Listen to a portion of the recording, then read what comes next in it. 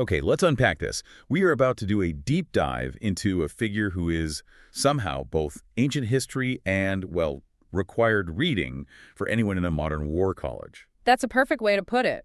We're talking about Thucydides, an Athenian general, a historian, and you could argue the single most important foundational thinker of what we now call political realism. Absolutely. And when you shared these sources with us, detailing his life, his really revolutionary method, and his huge philosophical impact, the mission for us became pretty clear. Right. We have to understand why this man, writing about a war in the 5th century BC, the Peloponnesian War between Athens and Sparta, created something he was convinced would be, and this is his phrase, a possession for all time. That phrase alone, a possession for all time. The sheer ambition of that is staggering. It suggests that what he was seeing wasn't just about Athens and Sparta. No, he believed he was mapping the permanent features of the human condition, of power, fear, and statecraft.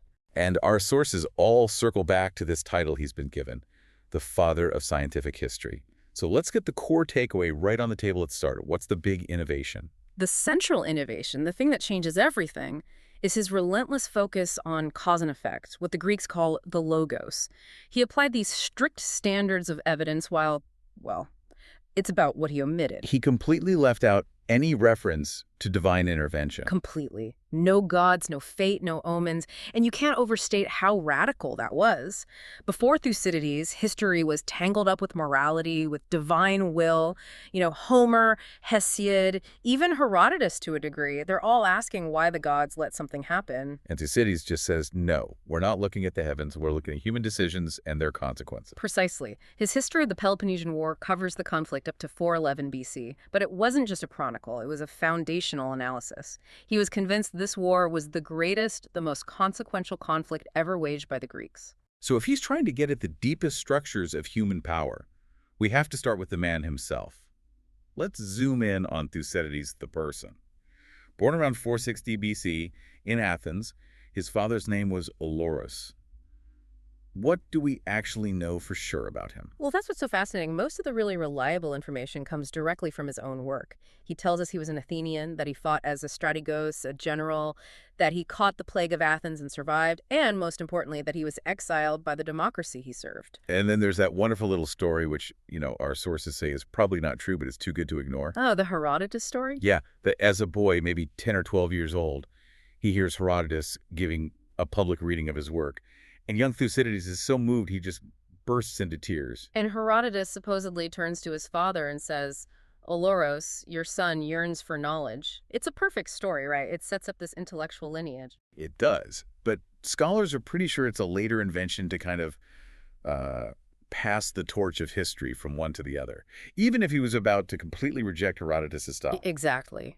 But his early life was shaped by something far more brutal than intellectual excitement.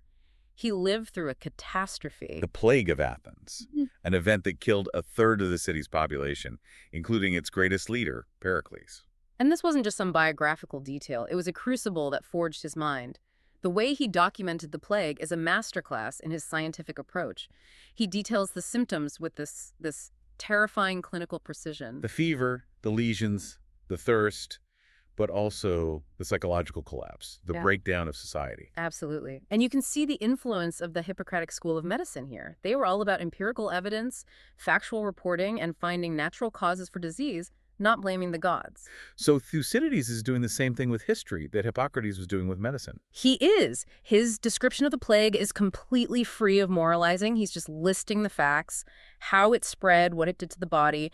And it's right here, in the middle of all this horror, that he makes an observation that is, frankly, astounding. Acquired immunity. Acquired immunity. He notes that those who got sick and recovered could then care for others without fear of catching it a second time. That's an incredible intellectual leap for the 5th century BC. He's basically observing natural immunization centuries before anyone had a clue about germ theory. It proves his mind was already wired for this kind of objective cause and effect analysis. But the event that really pushed him out of the action and into the role of historian was a military failure. A huge one. The loss of Amphipolis. He was serving as a general, a strategos, in 424 BC. He was sent to the region around Thassos. Why there, specifically? His family had connections and money. They owned gold mines at a place called Skepta. in Thrace, Yeah. right across from Thasos. So he had influence there, powerful local alliances. And that influence was supposed to be an asset. It was. But it ended up being part of his undoing. That winter, the brilliant Spartan general Brasidas makes a surprise attack on Amphipolis. Strategically vital Athenian colony. It controlled timber, access to those gold mines. It was a huge deal. A massive deal. So the Athenian commander there sends an urgent message to Thucydides, who's nearby on Thasos, and Thucydides rushes to help. But Brasidas was not just a great general. He was a shrewd politician. He was a step ahead. He knew Thucydides was coming, and he knew about his local influence. So before Thucydides could arrive with his ships, Brasidas offers the people of Amphipolis incredibly generous surrender terms. And they took the deal. Instantly. Why endure a bloody siege when you can get a good deal? By the time Thucydides sailed into the harbor, it was all over. Amphipolis was gone. And back in Athens, they needed a scapegoat. And he was it. The Athenian democracy blamed him for the failure and sentenced him to exile for 20 years. Which is just one of the great ironies of history, because his personal disaster becomes his greatest professional gift. He says it himself. His exile gave him the freedom to travel. He could move among the Peloponnesian allies, Sparta, and its friends. He writes that he had leisure to observe affairs somewhat particularly. Because he was there. Yeah. With both sides. He was getting perspectives no other Athenian general could have possibly had. So you have this perfect storm, an insider's knowledge from being a general, a scientific mind sharpened by the plague, and now access to all sides of the conflict because of his exile. But, I mean, that's not a cheap lifestyle, living in exile for 20 years during a war. Right. How did he fund all this research? This is a key point people often miss. He wasn't some struggling writer. His family was incredibly wealthy. Those gold mines in Thrace provided a massive private income stream. So he was essentially the world's first independently funded scholar. He didn't need a patron. He didn't have to write what someone else wanted to hear. He was completely free. His father's name, Olorus, connects him to Thracian royalty. He was related to famous Athenian statesmen like Miltiades and Cimon. He was an elite insider who was forced to become an outsider. That's the perfect summary of his position. He says he started writing the moment the war broke out in 431 BC, because he knew how big it would be. And yet, for all that dedication, his book just stops. It just cuts off mid-sentence in the year 411 BC. It doesn't even cover the final 7 years of the war. And that abrupt ending has been a puzzle for centuries. The traditional assumption is that he simply died while he was writing. That's the prevailing theory, but later sources offer a few conflicting, more dramatic accounts. One says he returned to Athens after the war ended, around 404 BC, but was murdered on the way. Another story says he was killed at his estate in Thrace. But we don't really know. The text just stops. He never got to finish his possession for all time. Right. Let's move on to his methodology, because this is really the heart of it all. This is why he gets that title, Father of Scientific History. What did that actually mean in his time? It seems to come down to rigor and rationality. I mean, its standards he set for evidence were completely new, weren't they? Entirely new. He was obsessed with impartiality, with gathering evidence, but his core focus was always on cause and effect, the logos. And that meant deliberately, fundamentally excluding the gods. Which, again, in that intellectual climate, wasn't just a minor tweak. It was a complete rejection of the standard worldview. Oh, absolutely. Before Thucydides, if your city was hit by a plague, it's because you angered Apollo. If you won a battle, it's because Athena was on your side. He effectively secularized history. He treated it like a phenomenon governed by predictable human behaviors, not by the whims of deities. Exactly. And if the gods aren't responsible, then human beings are. And if humans are responsible, then we can study their actions, their calculations, their mistakes, and maybe even learn from them. That's the foundation of political science. So how did he go about gathering this evidence? What did his scientific standard actually look like? Well, he put a huge value on eyewitness testimony, but, and this is key, he was skeptical about it. He knew memory was unreliable. He even says in his book that different witnesses will give different accounts of the same event, depending on their loyalties or what they remember. So he tried to cross-reference them? Yeah. Talk to multiple people? Yes. He was essentially triangulating his sources. He'd consult written documents when he could find them, treaties, official records, and he interviewed people from all sides extensively. That systematic approach was just unheard of. But there's a part of his method that modern historians would find, let's say, problematic. His exclusion principle.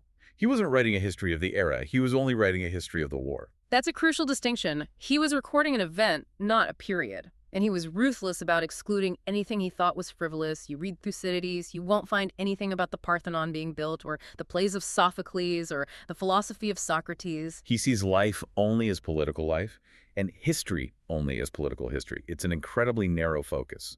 Laser sharp. It's all about who has power, what choices they make, and what the military and political consequences are. Which brings us to the most debated and maybe the most fascinating part of his method.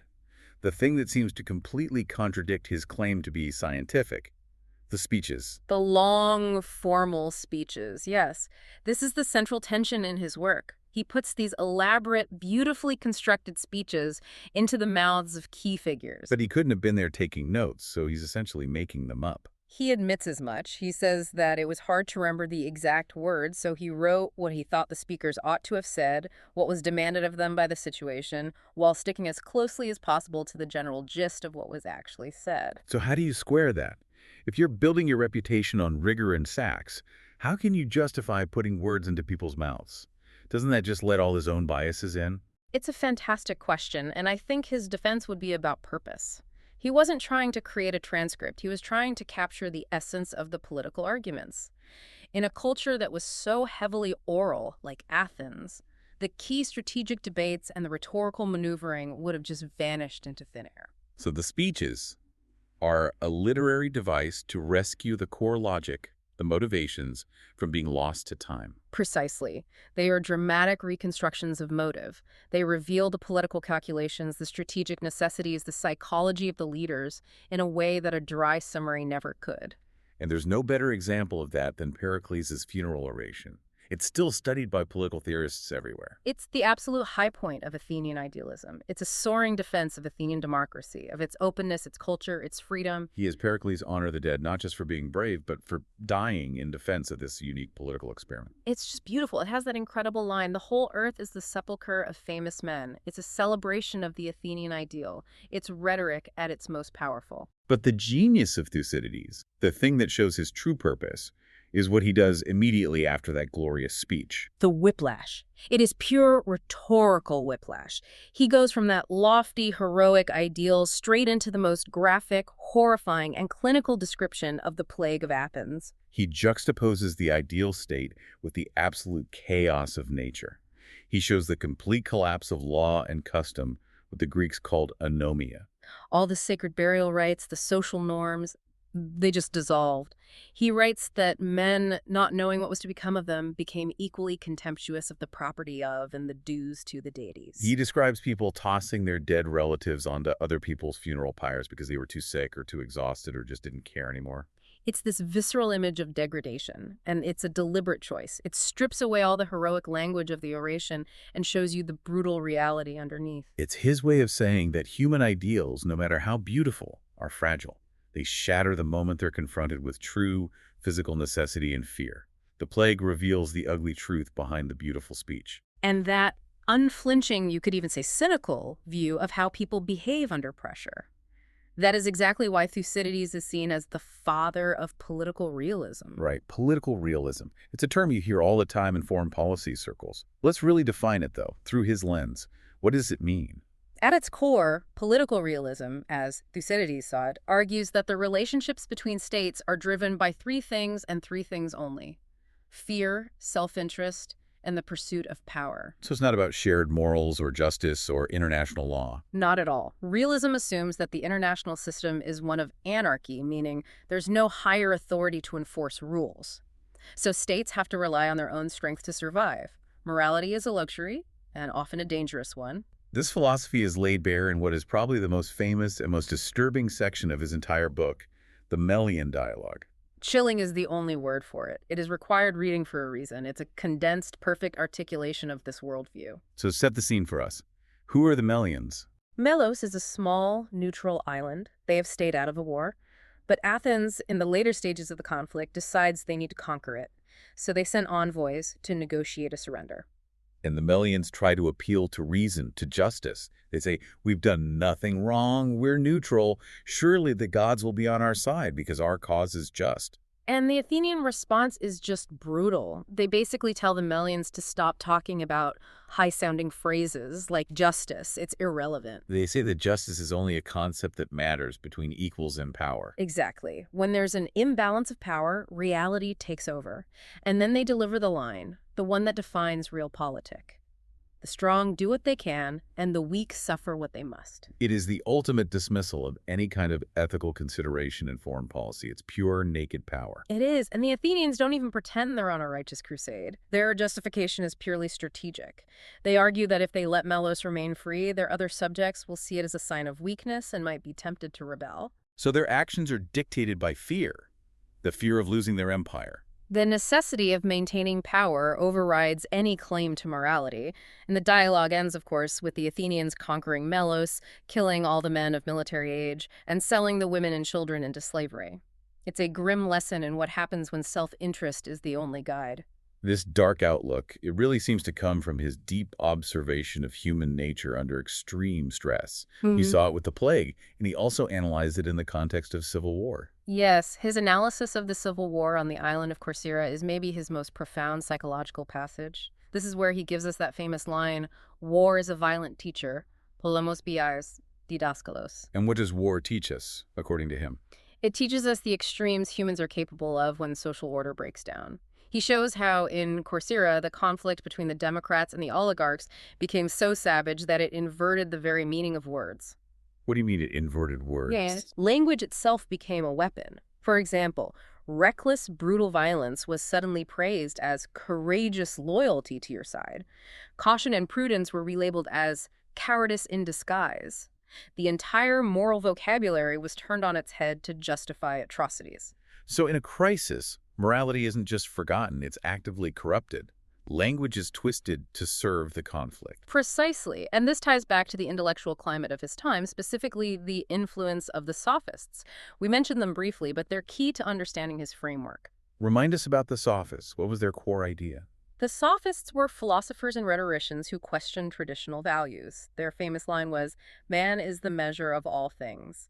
They argued that concepts like justice weren't universal, God-given truths, but were simply conventions rules made by people to serve their own interests. Which is exactly what the Athenians argue in the Melian dialogue.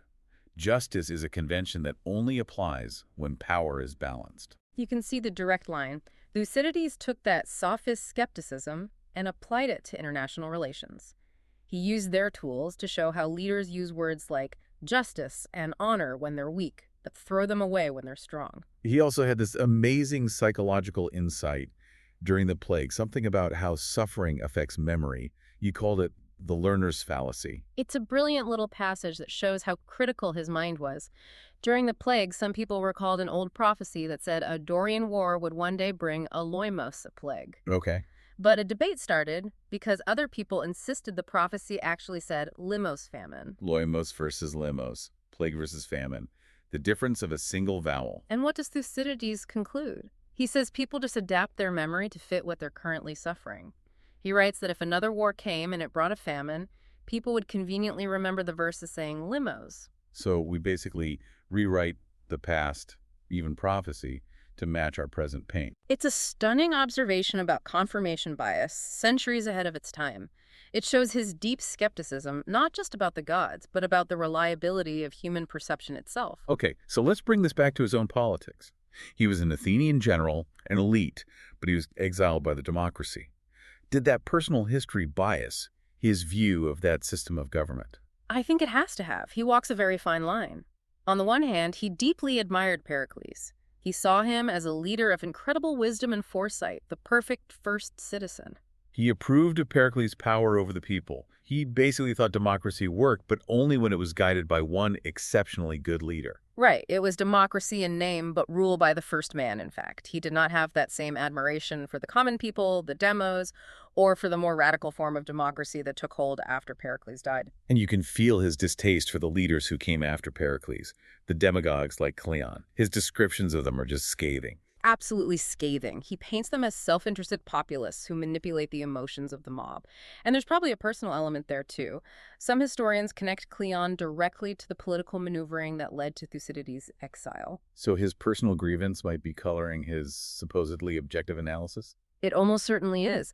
But that entanglement also fed into one of his bigger philosophical interests, the role of fortune or chance in history. For all his scientific analysis of cause and effect, he was obsessed with how unpredictable events can derail even the most rational plans. The plague is the ultimate example. It was just sheer bad luck, a random catastrophe that destroyed Pericles' entire war strategy. So even in his rational world, there's still room for the incalculable. A huge amount of room. He ultimately seems to believe that history is too irrational and unpredictable to forecast, because human judgment is flawed and fortune is always waiting to intervene. To really get a sense of how revolutionary Thucydides was, you have to place him side by side with his predecessor, Herodotus.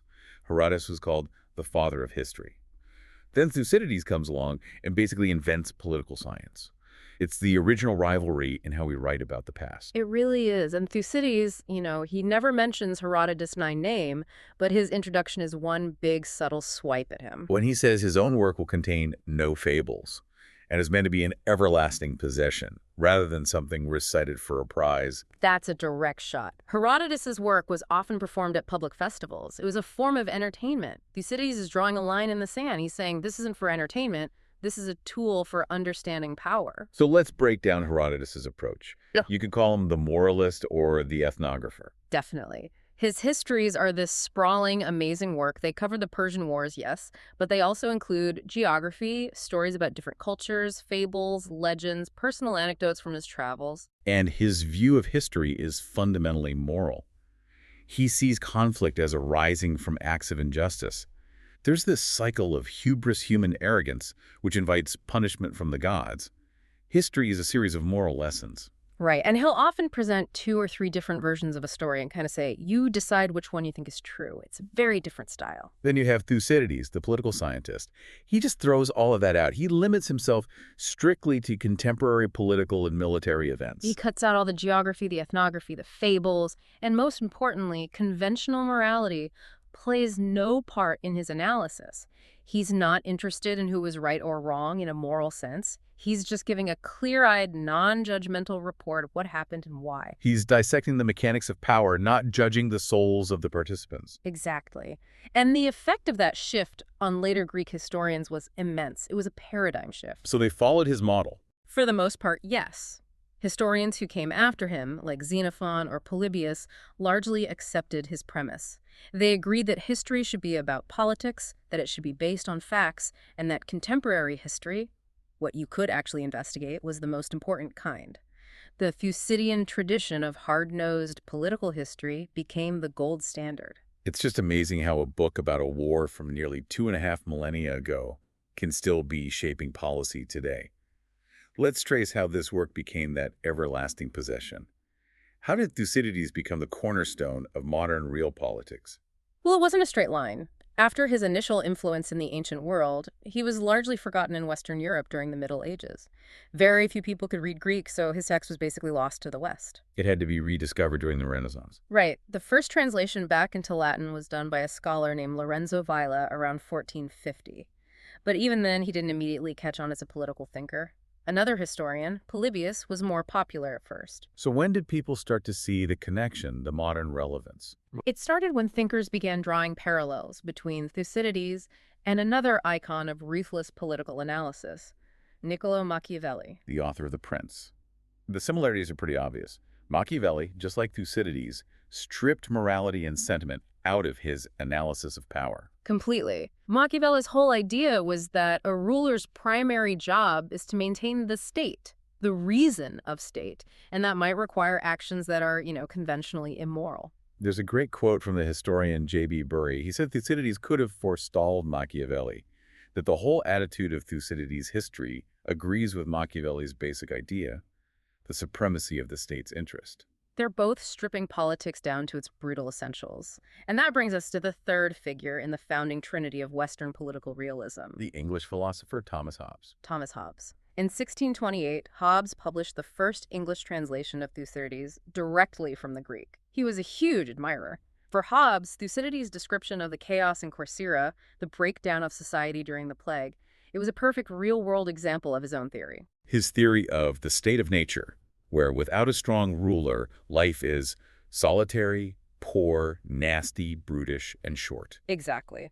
Hobbes saw Thucydides as providing the historical evidence for his philosophical claim that human beings are fundamentally self-interested creatures who need an all-powerful sovereign to keep them from destroying each other. So there you have it, the three founding fathers of realism.